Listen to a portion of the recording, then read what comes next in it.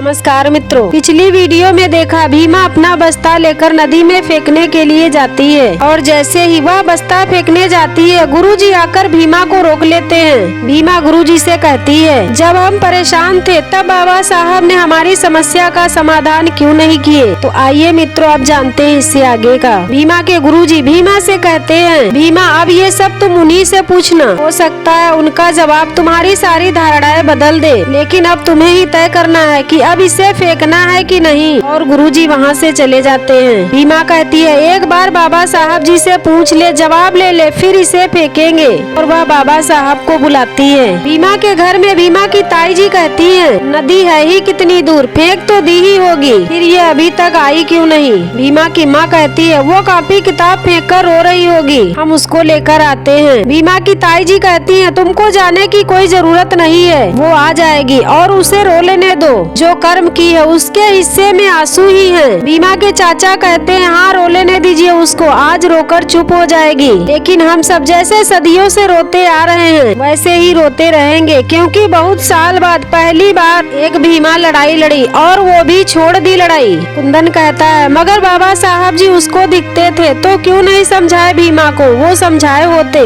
भीमा के ताऊ जी कहते हैं, ये सब पागलपन है, कोई किसी को नहीं दिखता है। भीमा की माँ सोचती है और कहती है, चाहे जो भी हो मगर बाबा साहब पर विश्वास है कि वो भीमा को रोक लेंगे। इधर भीमा बाबा साहब को बुलाती है, बाबा साहब, बाबा साहब, और रास्ते में बाबा साहब जी दिखते हैं। भीमा बाबा साहब के पास आती है और कहती है, बाबा साहब जी आप कैलाशा बुआ के सामने क्यों नहीं आए, और घर आए तो आप कोई उपाय क्यों नहीं बताए। आप बहुत बड़े हैं, हर जगह सब आपको जानते हैं, बताइए ना, ऐसे चुप मत रहिए। हम बहुत परेशान थे, जा रहे थे कॉपी किताब फेंकने, मगर कटकुट गुरुजी ने कहा कि पहले आपसे जवाब ले ले, तो जवाब दे दीजिए कि आपने हमारी मदद क्यों नहीं की। और आपने कहा था कि पढ़ाई लिखाई ऐसा हथियार है जिससे हर समस्या कट जाती है, मगर हमारी समस्या क्यों नहीं कटी, हमारी समस्या का कोई समाधान क्यों नहीं मिला। बाबा साहब जी नाराज होकर कहते हैं, पहले अपने कॉपी किताब से क्षमा मांगो फिर बात करो। भीमा देखती है, बाबा साहब जी कहते हैं, क्षमा मांगो, ऐसे क्या देख रही हो, इसे कैसे अपनी कॉपी किताबों का अपमान कर सकती हो तुम। गुस्सा आया तो कॉपी किताबों का अपमान कर दोगी तुम। मैं तो तुम्हें बहुत समझदार समझता था, मगर तुम तो इतना भी नहीं समझती कि समझदारी दिखाने की सबसे ज्यादा जरूरत तब होती है जब इंसान गुस्से में होता है। क्षमा मांगो भीमा।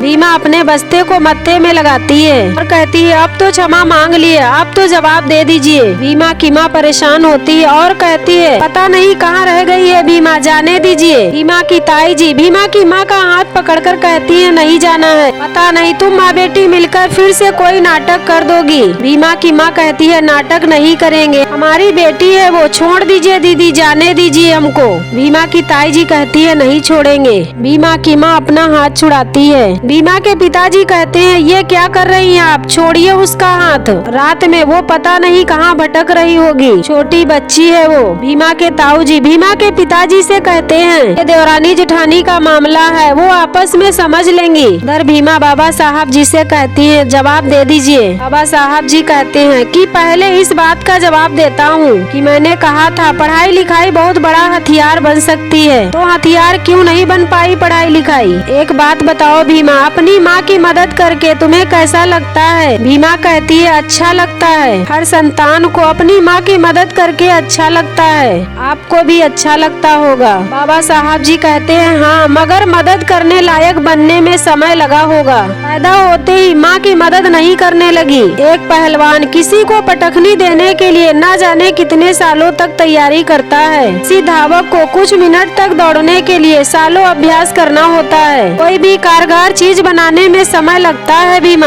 और याद रखो, बड़ी मंजिलें वास्तव में अक्सर बहुत दूर मिलती हैं, लेकिन वहाँ तक पहुँचने से पहले कई सारी परीक्षाएं देनी पड़ती हैं, और ये परीक्षाएं कैसी भी हो सकती हैं, लेकिन उन सबसे उत्तीर्ण होकर गुजरना पड़ता है। भीमा कहती है, ये सब तो ठीक है बाबा साहब, अगर आपने हमारी मदद क्यों नहीं की, आप तो इतने बड़े आदमी हैं। बाबा साहब जी कहते हैं, क्योंकि भीमा मैं जिंदा नहीं हूँ, और जो व्यक्ति जिंदा नहीं होता है वो खुद से कुछ नहीं कर पाता है, वो किसी की मदद कर सकता है, वो किसी का आधार हो सकता है, सहायक हो सकता है, किसी का वैचारिक हथियार हो सकता है, लेकिन खुद लड़ नहीं सकता है। पता है भीमा, जब मैं इस दुनिया से जा रहा था तब यही वही सोच रहा था कि अब मैं लड़ नहीं पाऊंगा। किसी भीमा को मेरे से शरीर खड़ी होने की जरूरत पड़ी तो मैं उपयुक्त नहीं हो पाऊंगा। इसीलिए मैं ना तो कैलाशा बुआ के यहाँ था और ना ही जब तुम घर से निकल रही थी तब था। तुम्हारे बाबा साहब अब इस दुनिया में नहीं रहे भीमा,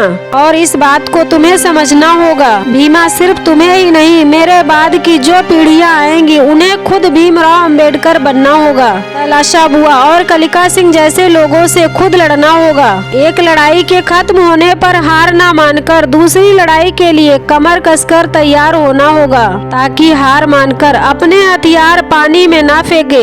और ये भी समझना होगा कि बड़ी लड़ाई लड़ते वक्त छोटी छोटी लड़ाइयाँ हारना कोई गलत बात नहीं है। मौके मौके पर समझौता करना कोई बुरी बात नहीं है। खून का घूंट पीकर संपूर्ण क्रांति ला देना कोई बुरी बात नहीं है भीमा। और गुस्से की आग में अपने लक्ष्यों को जला देने से हमेशा अच्छा होता है कि उस गुस्से को पाल पोस कर अपनी ताकत और अपनी प्रेरणा बना लो भीमा। भीमा बाबा साहब जी के गले लग जाती है और बाबा साहब जी बड़े प्यार से कहते हैं, भीमा महत्वपूर्ण ये नहीं है कि मैं जीवित हूँ या नहीं, महत्वपूर्ण ये है कि भीमा को जीवित रहना होगा और भीमा बनेगी हमारी बिरादरी की वो ज्योति जो पूरी बिरादरी को रोशनी पहुँचाने का काम करेगी। भीमा कहती है, हाँ भीमा जिएगी, अपनी बिरादरी के लिए जिएगी, अपनी बिरादरी को वो रोशनी दिलाएगी और अपने अंदर बाबा साहब जी को लेकर जिएगी। भीमा जिएगी। बाबा साहब जी कहते हैं, ठीक है फिर जाओ और जो हुआ है उस पर सोचो और हो सके तो खुद में बदलाव करने की कोशिश करो, लेकिन हाँ तेवर वही पुराने होने चाहिए,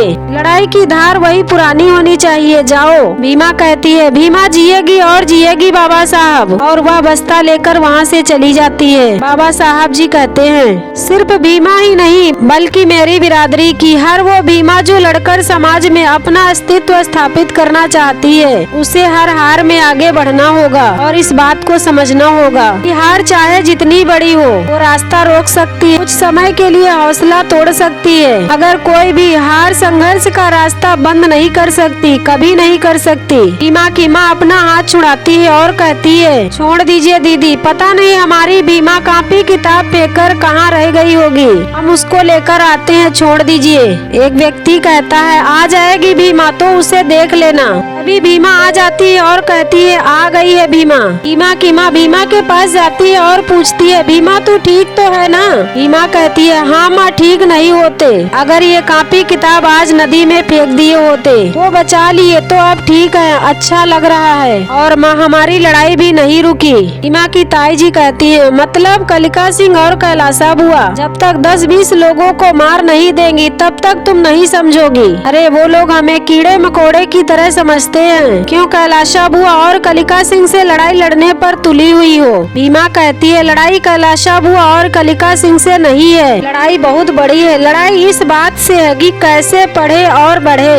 भीमा की ताई जी कहती है, तुम इसे नदी में नहीं फेंक सकती तो हम सब मिलकर फेंक आते हैं। भीमा की माँ कहती है, छोड़ दीजिए दीदी, क्यों हमारी बेटी के हर समय पीछे पड़ी रहती हैं आप? भीमा की ताई जी कहती हैं, देखो सब लोग, भीमा की बिरादरी का एक व्यक्ति भीमा के पिताजी से कहता है, हटाओ अपनी औरत को, ऐसे मामले को जड़ से ही निपटना बहुत जरूरी है। सारा जड़ जो है वो है शिक्षा। जब तक कॉपी और किताब नहीं खत्म होगी ये सब कभी नहीं खत्म होगा। सभी लोग भीमा के पिताजी से कहते हैं भीमा को समझाने के लिए कि भीमा को समझाओ पढ़ाई लिखाई छोड़ दे। भीमा कहती है, देखिए हम पढ़ना लिखना तभी छोड़ेंगे जब आप सब हमें मार देंगे, या तो आप सब हमें मिलकर मार दीजिए या फिर हमें पढ़ने दीजिए। और वह अपना बस्ता लेकर कहती है, क्योंकि जब तक सांस चलेगी तब तक लड़ेंगे भी और पढ़ेंगे भी। इसके बाद भीमा एकांत में बैठकर बाबा साहब जी की बीती बातों को सोचती है और इसी के बाद एपिसोड नंबर 56 समाप्त हो जाता है। तो मित्रों, ये जानकारी आप लोगों को कैसी लगी कमेंट कीजिएगा और हमारे चैनल को लाइक और सब्सक्राइब कीजिएगा। जय भीम, जय भारत, जय संविधान।